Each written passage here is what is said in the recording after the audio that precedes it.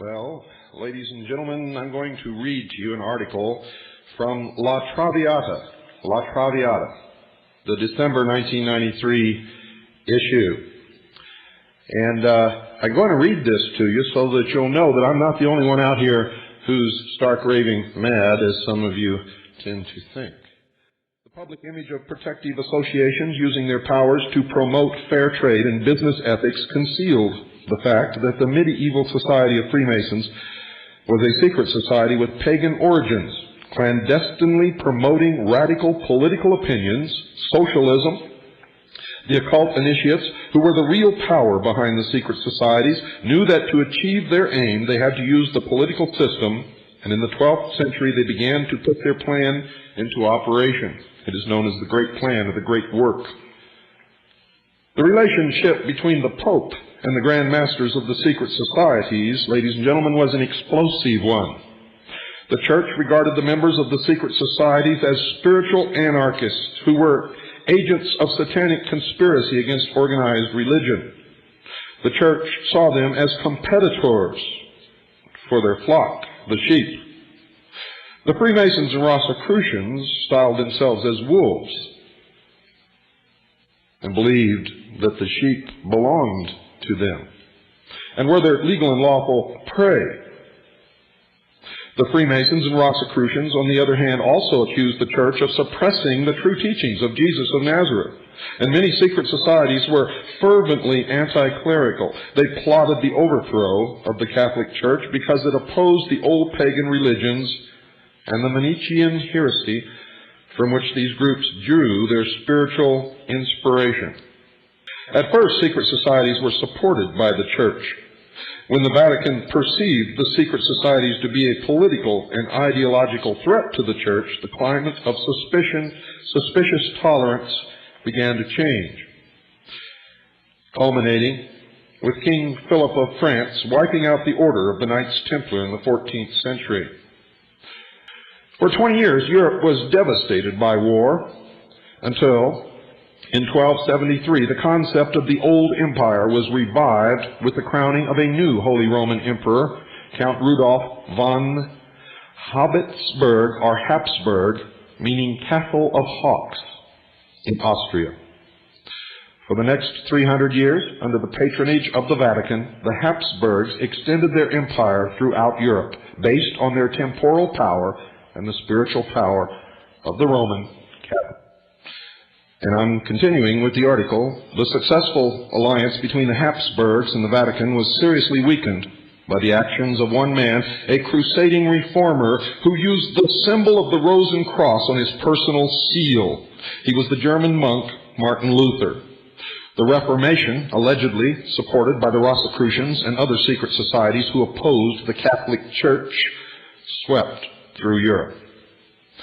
This period of the Reformation represents a key time in history during which the relationship between the Church and the secret societies changed, folks. With the Reformation, you see, the Church was faced with an enemy within, which it could not destroy without bringing down its own edifice. With the Reformation, the whole concept of organized religion in Europe was revolutionized overnight. And where there had been one church, now, today, there are literally tens of thousands, all with different dogma, different interpretations, all professing to be the only true church.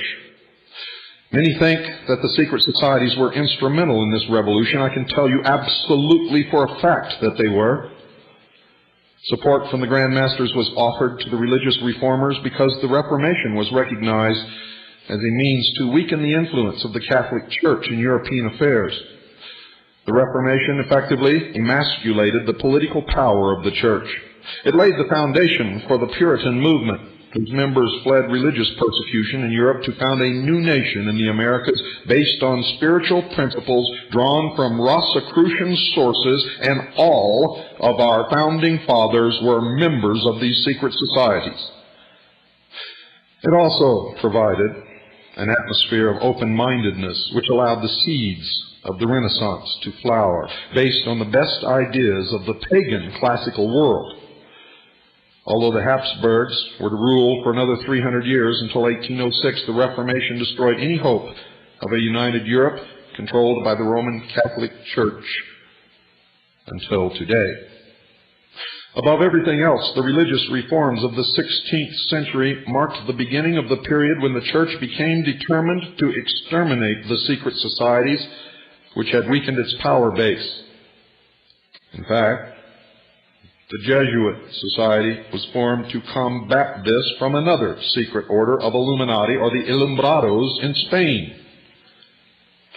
They alleged that the Church had deliberately subverted the teachings of Jesus and teach that there are other sources of spiritual knowledge which are as valid as Christian belief and predated it by thousands of years.